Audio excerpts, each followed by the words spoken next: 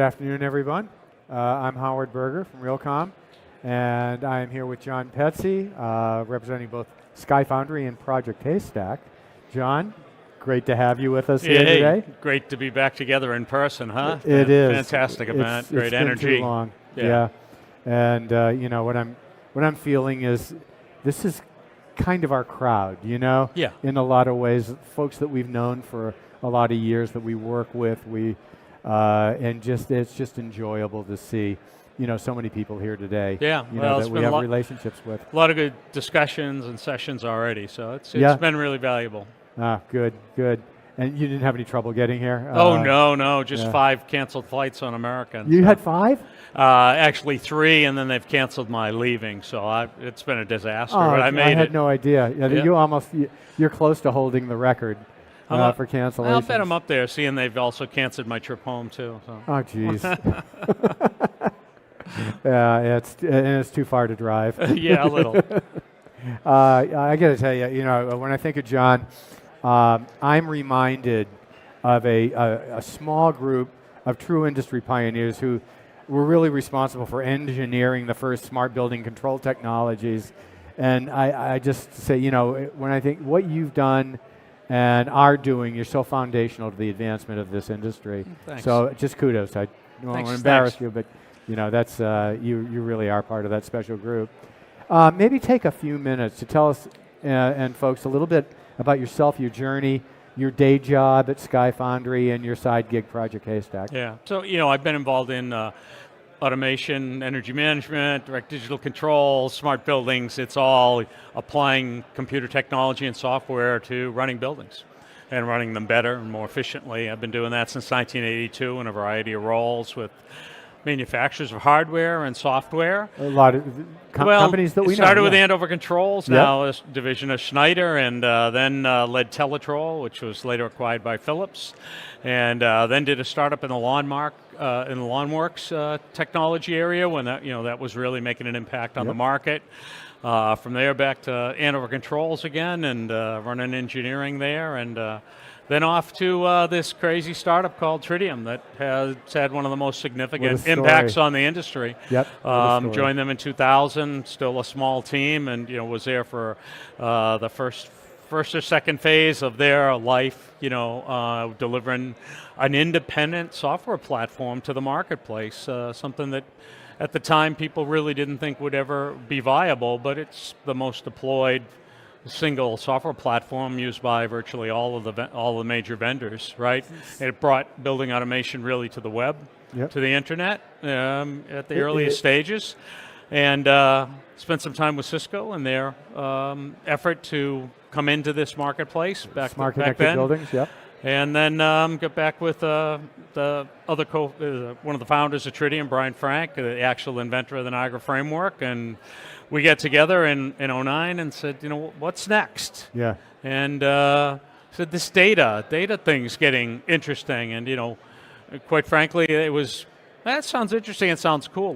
Let's go there, and we put together a plan and ideas and launched a company called SkyFoundry.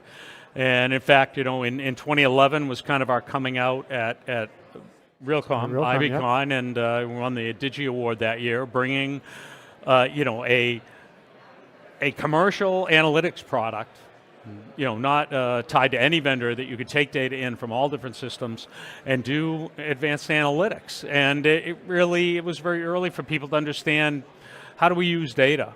And I'd say, this is a trend you hear in all of the sessions now, but you didn't in 2011. No. That wasn't mentioned that much at all. So that brings us here, and we've been doing that for 12 years and successfully. And SkyFoundry is maybe I almost think of it as an industry standard. Well, not really, but no, it's not a standard. But our business model is that it can be used by multiple people. It's not restricted. So we have multiple OEMs who use it, multiple service providers, multiple system integrators in all different segments of the built environment market, so that many people use it in many different ways. So it's a generally available data platform to do analytics, whereas a lot of the others are more specific Focus, delivered specific systems, delivered, a silo, not in a negative way, but they're delivering a service. We've made, because we're a software company at heart, we made software that you can do these things with. I didn't mean. I guess I didn't mean standard, but your installed base is Yeah, huge. we've been really fortunate. Really fortunate. We're well over 1 billion square feet of facilities worldwide, approaching 20,000 known facilities. Fortune 100, Fortune 50, all the way down to small facilities, and that's because of how we go to market through. Professional partner channel, systems integrators, specialty consulting firms, M&V professionals, et cetera, who are delivering services to building owners and operators around the data. Mm-hmm. And our platform is what they use. So we've been very successful. And the platform's been evolving. Yeah, SkyFoundry very aggressively. This is continue. I mean, the whole world is understanding data better, how to use it better, and the things you need. One of the benefits we get going through 150 partners worldwide is we're getting input from all these different segments about the type of features, type of challenges, type of capabilities they need in the software. So you talk about voice of the customer. We've got hundreds of them, and that's allowed us to continue to advance the platform. Like one of the most recent things we added is a simple, easy to use greenhouse gas tracking app. You can actually type in your zip code. We're connected to the EPA website, and you get your GHG conversion factors, and you just attach them to your meter, and now you've got your GHG data. Which would have taken hours, weeks, or longer to do, in the more conventional ways. Right? You're solving problems. Yeah, it's solving a problem. Because we've got a platform that was designed to work with data. This is just another way people want to work with their data, right? Yeah. What's tell us a little bit about Haystack and Project Haystack. So now my night job. Yeah, your side gig. Yeah, early on, and I think this is a helpful way to understand Haystack. Early on, when we embarked on this effort, we're going to bring together data from all these different systems, right? Mm-hmm. One of the things you need to work with data is it has to have some descriptive information about what is this? I just read this. What is it, right? Yep.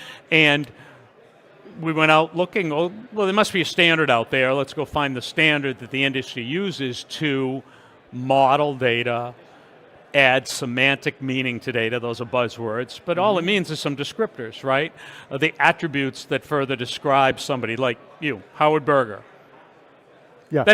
What does that tell me about you? Yeah. How old are you? Where do you live? What kind of car you drive? What house? What's your address? Those are all attributes. Mm-hmm. Well, when you're taking data out of systems, you need those attributes to know what the data is so you can do something with it. And the short story is there wasn't a standard. Yeah. There's communication protocol standards, BACnet and others, but it didn't define how will we represent the meaning of the data in a uniform standard way. In a way that anyone even who wasn't familiar with that data set or that property. Right, or other software vendors could take the data and do things and with understand it. Right? Yeah. And so we said, let's solve the problem first internally, and we followed what was happening with concepts like the semantic web and semantic data in the web. And the concept is tagging. No different than you tag your vacation pictures so you can find where are the beach pictures, where are the golf pictures, whatever. Is that what you mean by semantic modeling?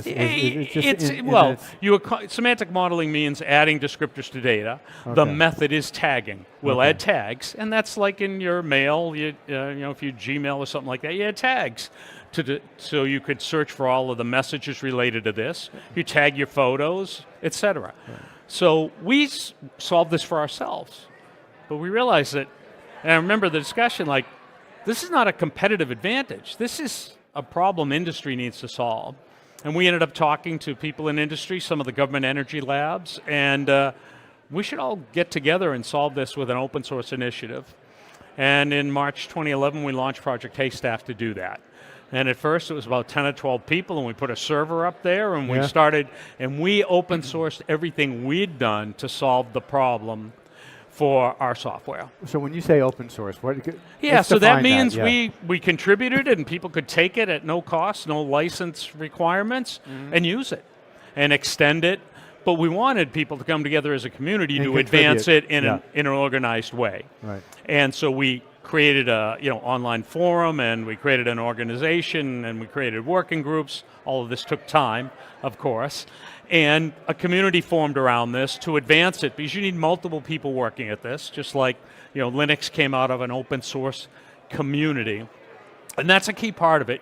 There's open source software, and that means whoever developed it says you can have it under terms of a license that allows free usage, but it doesn't mean that it was developed by an open source community.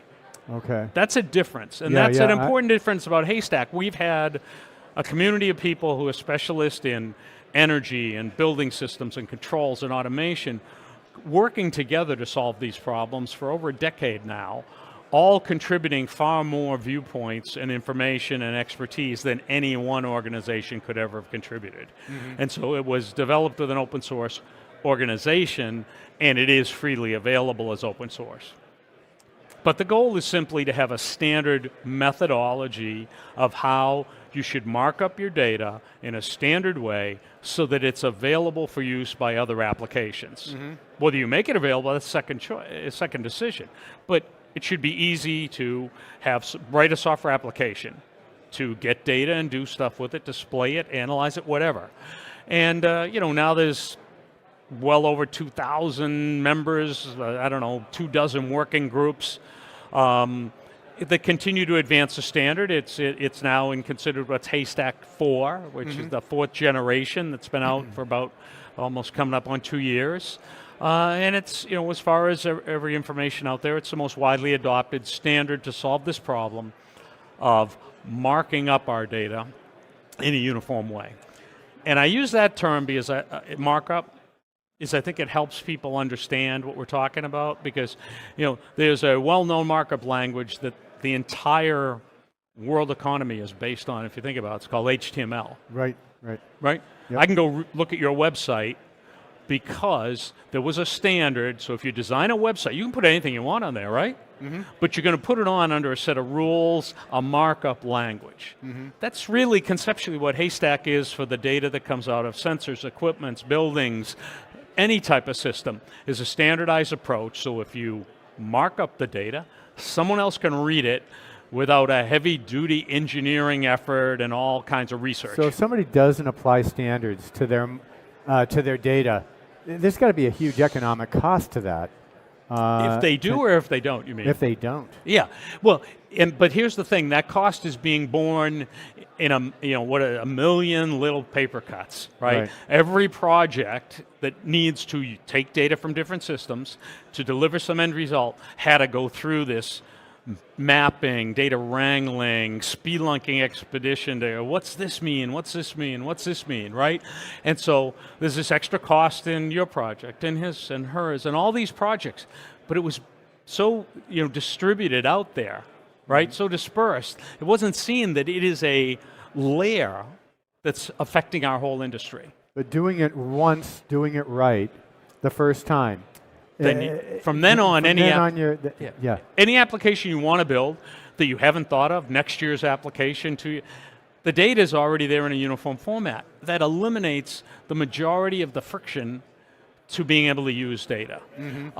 So from I go back to the HTML example. Where would we be? Because there was a day when everybody didn't use HTML in web browsers, right? And you couldn't view this website with a Navigator or Explorer. That existed. Yeah, I remember. That was painful. Well, that's what we've got to get our industry of working with systems, intelligent devices, sensors, meters, et cetera, to that point where we don't encounter that problem anymore. And that's what Haystack is for. And again, completely open source. So when other organizations come up with a competing standard, or they want to kind of do it their own way, how does that work with Haystack? I wouldn't use the word competing, because I don't think those are the intents behind how it happens. There should be synergistic. But there are alternatives, right, out there. And we've tried throughout the history of Haystack to be open to. We invite those and add your contributions or your critiques or your reviews. Let's all work around one, because you can't have 5 versions of HTML. Okay, and so we've tried to do that. But there are other efforts out there. and we had a major initiative started in 2018 to work with Brick and ASHRAE to work together to unify the efforts to stop them from going to different directions, right? And and in fact, that's what Haystack 4 embodied, was the input we got through that year and a half of working with those organizations to bring out Haystack 4. But the reality is today there still are multiple different efforts to define a semantic modeling technology. I personally think, and of course I'm biased because of the effort we put in, that we need to unify them.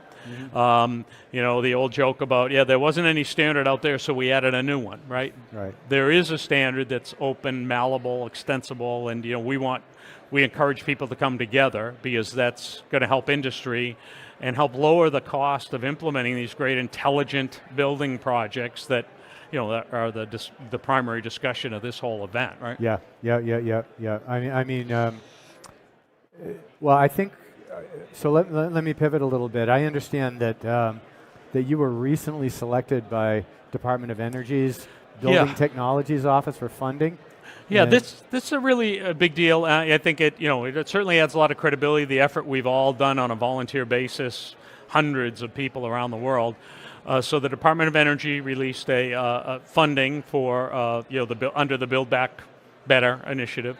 It's called BENEFIT, an acronym for Building Energy Efficiency Technologies, and they funded Project Haystack with a proposal that we had submitted for a multi-year, 3-year program to add financial support to the work we're doing and the roadmap we put out there, especially to get to the point of a certification regime so that people can test their systems against the standard and say, my system, my device, my building is certified that or qualified that it matches the standard in a way, or identify the gaps, right, that you're missing these things or whatever. And there's a limit to how far you can go with pure volunteer effort. So now this puts some financial resources to actually add some paid people to focus on this work, and it is a really big deal. If as I look over the 10 or 11 years, here's another stage in the development. Right, we started as loosely fit and put it up on the web, and then we said let's have working groups, and then we made it a formal 501c. It's a nonprofit trade association, and now with the DOE funding, it goes to yet another level of sophistication. Terrific. Oh, that's great. That's great. So you're able to continue the work without the financial pressure. Yeah, and the volunteer effort continues. Yeah. But you need to, have additional resources to pull these things together to that next level of professionalism. Yeah, I'm a believer. I know how important Haystack, really is to our community, because I know that the metadata and the tagging.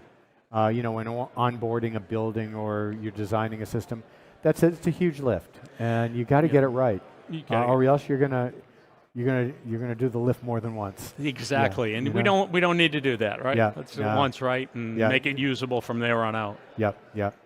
Well, listen. Thank you. It was a great discussion. Good having you here and seeing you, having you with us. I hope your trip home is less eventful than the one coming here, but always terrific having you here with us. So well, appreciate the opportunity, really do. My pleasure. Thank you. And have a great conference. All right, thanks. Bye.